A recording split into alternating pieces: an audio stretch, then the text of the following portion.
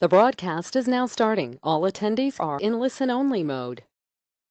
Hello, this is Jennifer Schauf, and welcome to our government contracting webinar series. We are at the tail end of week 6, and today we're joined by Anna Ehrman from the Virginia, who's the director of the Virginia PTAP. She's going to be talking about set-aside contracts. Before we get into that, I did want to remind everybody all of our webinars are recorded and they are complimentary. The full schedule, all 9 weeks, is listed on our website under the webinars section. Any of the recordings are below the schedule and they are segmented by topic. A little bit about us. We're based in downtown Washington, D.C., providing various services from 8A certification to capability statements, proposal writing, contract compliance, and GSE schedule work. We do host networking events and seminars throughout the year. You can find them on our website under the event section, or you're welcome to sign up for our newsletter, which is under, I think, the Contact Us section. A little bit about me here, but more importantly, I'd rather turn the floor over to Anna Ehrman, who today is going to be discussing understanding and capitalizing on set-aside contracts. Anna, thanks again for joining us today and sharing your knowledge and insight on a very important topic for small businesses. So the floor is all yours, and I'll give it to you now. Thank you, Jennifer. I appreciate the opportunity. And before we get started with my slides, I would like to second and strongly encourage you guys, if you are able to attend some of the networking events that Jennifer Schaus and Associates puts on. They're fantastic, great turnout, and you get to meet both agency and primes and other industry experts, and it's invaluable context for your business. So the purpose of today's webinar is to give you an overview of the set-aside landscape, what they're for, what the government intent is, and how do you really utilize them. A little bit about the PTAP program. Virginia PTAP is part of 98 procurement technical assist programs and centers throughout the country. All of us are sponsored by the Department of Defense Logistics Agency, and a local university or a local government entity. In Virginia, sponsored by George Mason University. All of us provide training and counseling on all aspects relating to managing a government contracting business, whether you want to become a government contractor or you want to become better at selling to federal, state, or local public sector entities. So let's talk about set-asides, what they are, why they came to existence, or what to do with them. First, what a small business set-asides mean. The program was established bit by bit, started with as far back as the 1956 small business legislation, where federal government recognized that there's a need to not just buy products and services at the best prices, but also level the playing field and allow small businesses to gain some participation as vendors in the federal market. So there's a benefit to federal agencies, not just of the cheap price, but also actively of engaging the small business community. Initially, the way that that became enacted was a set of goals. Federal agencies could put out a solicitation, any firm bids, and if a small business happens to win, the federal agency gets credit. Well, small businesses don't often win in full and open or open to all competitions. They don't have the economies of scale. They may not be able to prepare as well. They may not have all the components that they need to bid on the really huge contracts. So federal agencies weren't getting their goals met. Small businesses weren't winning. And the 83% goal of prime dollars awarded to small businesses was never met. So what federal agencies came up with, and that's the Office of Management and Budget in conjunction with the SBA, or Small Business Administration, they created a set of set-asides, which enables contracting officers to do just that, is to set a competition aside so that only a set type of entities could compete for it. For example, a total small business set aside means only small businesses could compete. A total hub zone set aside means only companies that are hub zone certified could compete.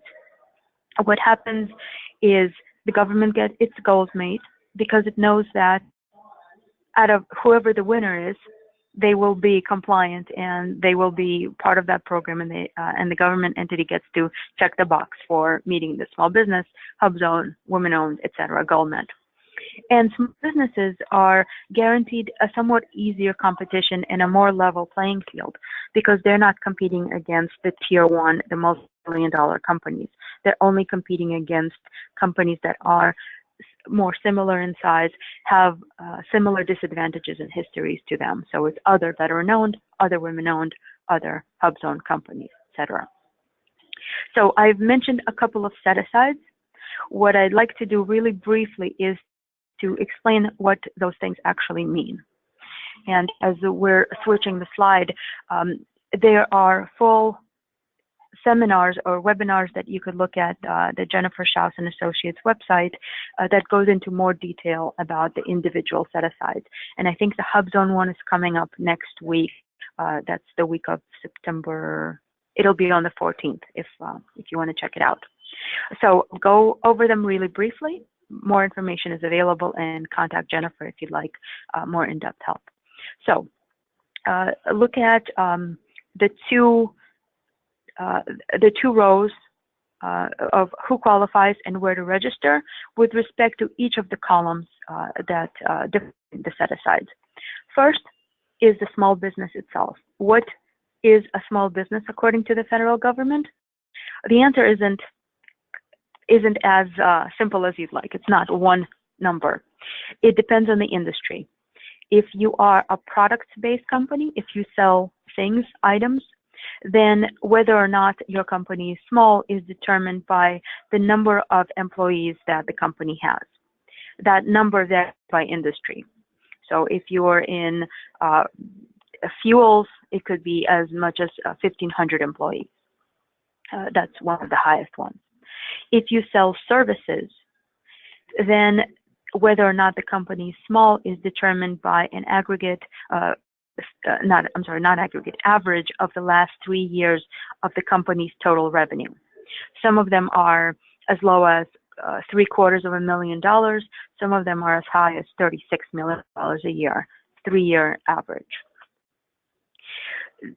How do you claim that set-aside? How do you apply it? Well, you need do nothing more than register in SAM.gov, which is a database of record. All federal contractors have to be registered in there. And when you put in your company's annual revenue and total employees in SAM.gov, automatically the determination is made whether or not you're a small business. So that is the easiest one. All the other set-asides require additional steps. The 8A program, which is a social and economically disadvantaged business assistance program, requires that the person or persons claiming majority ownership and control, that's at least 51% ownership, and day-to-day control, as well as strategic direction and management of the company. Those folks, whether it's one person or more meeting that 51%, have to be both socially disadvantaged.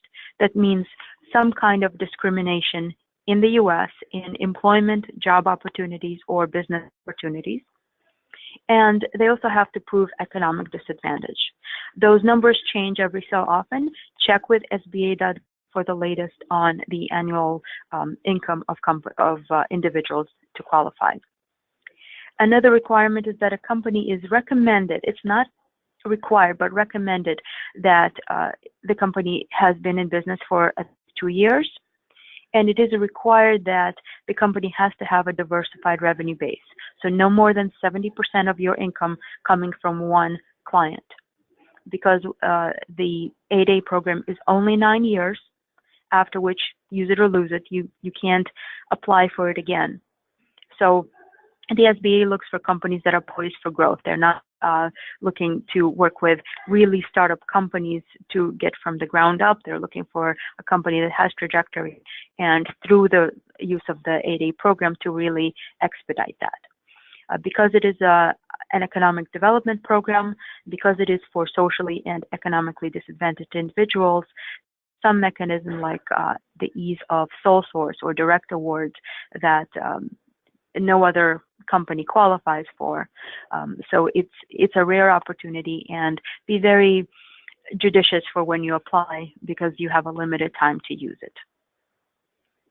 The next one is a hub zone, which is a historically underutilized business zone. That set aside is intended to not just help a company, but to help an economically depressed area. Hub zones get determined mainly through the census, and they look at the census, and the SBA looks at areas where there's high unemployment or low income as compared to surrounding areas.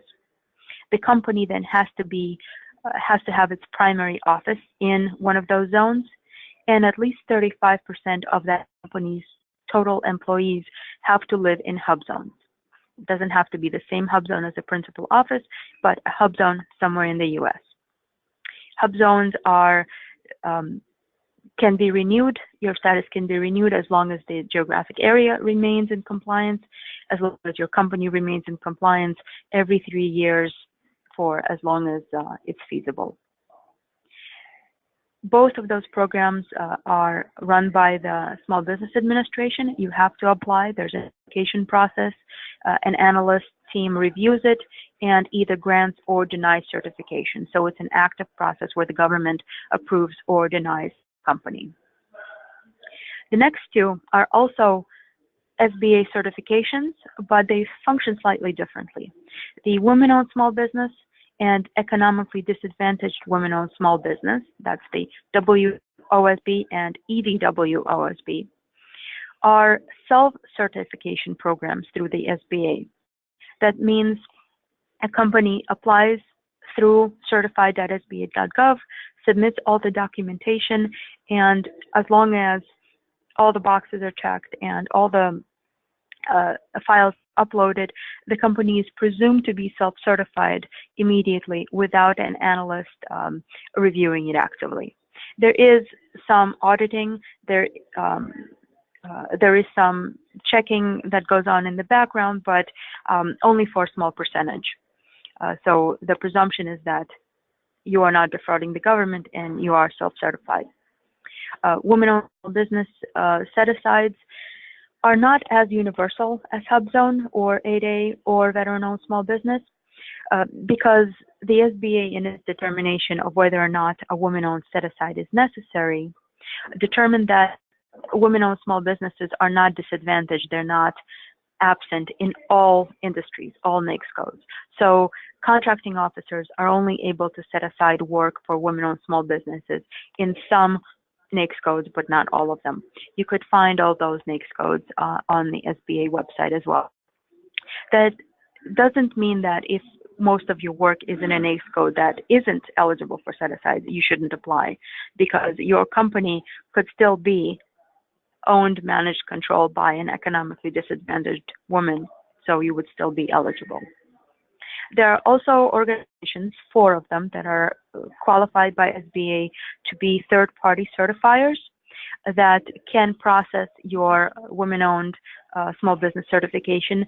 Some of them could do the economically disadvantaged, but not all of them do that. In order to qualify for federal set-asides, you don't have to go through a third-party certifier.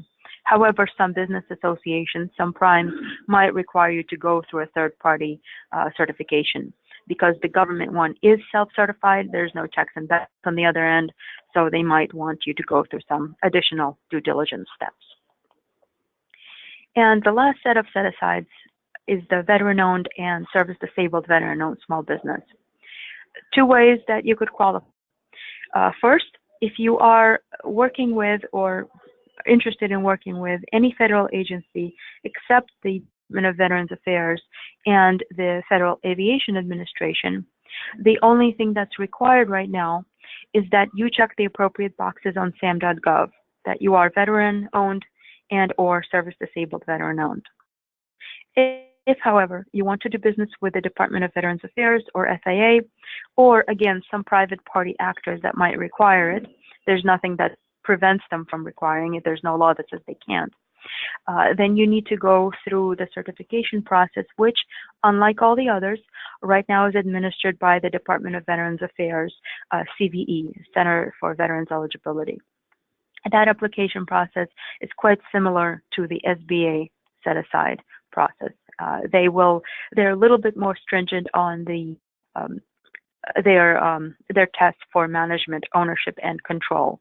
So if your company has multiple owners, not all of them are veterans, or not all of them are service-disabled veterans, seek some assistance with making sure that your documents are proper and that the VA will approve. You could look for eligible counselors, PTAP counselors, Small Business Development Center counselors. VA has a whole list. Or if you're working with a consultant or attorney, they may be able to advise of that as well. So that's a really quick overview of the federal set-asides. The big question in the air is, what do I do with it?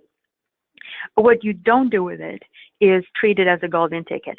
Just because you have women-owned, veteran-owned, service-disabled veteran-owned status, that doesn't mean an agency is going to award you a contract. They don't really have contracts sitting on their desk waiting for a company to just come along and take it. Nor are they required to dole out all the small business dollars equally among eligible recipients. It's still a competition, and depending on your industry, it's quite stiff competition. So the socioeconomic set-aside can help an agency meet its goals, but it's a decision maker, and it's a qualifier only if all things considered are equal. If you are competing against a company that doesn't have a qualification and you are in dead heat, a certification may help. There's a couple of steps you need to know in order to utilize the certification to your best advantage. For example, a set-aside can only be used by an agency if they make the determination that they can have a competition. Because the first goal in awarding dollars to the private sector is that it's a competitive environment, ensuring that the government gets the best products or services at the best price without any favoritism, essentially. And in order to ensure there's a competition, an agency has to make it create a test and pass the rule of two. That means they need to know that there are at least two eligible companies that can do the work that would bid on this contract before it could be set aside. If a government agency can't determine that, if they don't think that there are two women-owned businesses that could manufacture horseshoes and deliver them to a particular base, they cannot set it aside.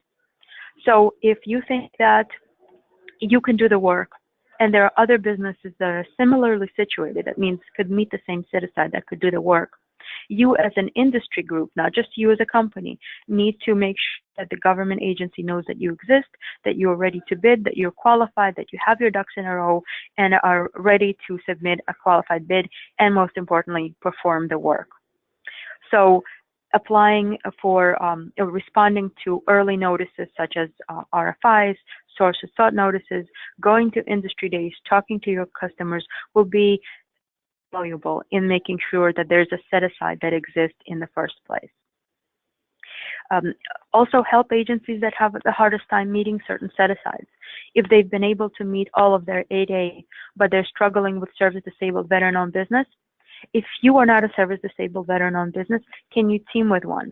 Can you be part of a strategy that not only helps the agency meet its goal, but also provide the best solution to the problem that they have to meet their mission? Ultimately, meeting their mission or not is what they're most concerned with. And if they could meet goals with respect to set-asides, that is more of a buttress, more of an icing on the cake than a primary goal. So at the forefront is, what are you good at? What are you excellent at? And also, if you have a certification that could help set you aside from a crowd or help narrow down the competition to a more large group of companies, that put together will be a winning strategy.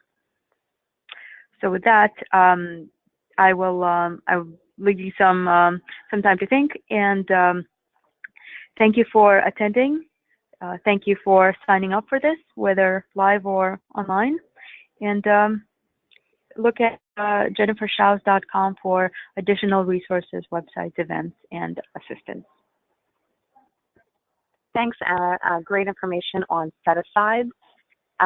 Tomorrow we are covering the simplified acquisition threshold, which should be important to small businesses. Next week we get into the Service Contract Act. The rescheduled webinar from yesterday on teaming and subcontracting will take place on Monday. We are also talking about the Hub Zone certification, and we've got 3 more weeks of webinars. So please check out our website for the full schedule and the various topics of both upcoming and previously recorded webinars. Thanks again, Anna. If you have questions, please call her at the phone number listed or email her at the email here. And thanks again, everybody. Thanks, Anna.